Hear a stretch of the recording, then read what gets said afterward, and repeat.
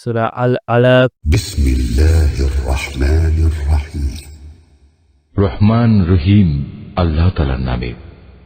হে মুহাম্মদ, তুমি পড়ো পড়ো তোমার মালিকের নামে, যিনি সৃষ্টি করেছেন, যিনি মানুষকে সৃষ্টি করেছেন জমাট বাঁধা রক্ত থেকে। তুমি পড়ো এবং জেনে রাখো, তোমার মালিক বড়ই মেহেরবান।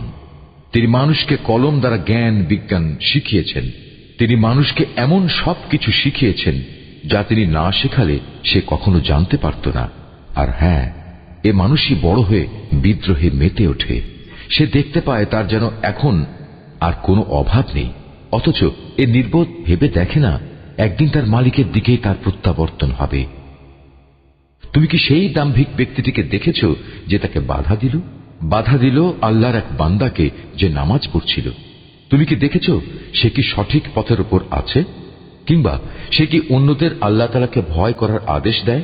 সে ব্যক্তি সম্পর্কে তুমি কি মনে করো যে আল্লাহকে মিথ্যা প্রতিপাদন করে এবং তার থেকে মুখ ফিরিয়ে নেয়?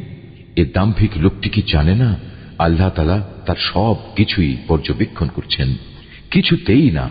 যদি সে এ থেকে ফিরে না আসে, তাহলে অবশ্যই তাকে আমি সম্মুখ ভাগে চুলের গোছা ধরে হ্যাঁচড়াবো। তুমি কি জানো সে কে, যার চুল ধরে আমি হ্যাঁচড়াবো?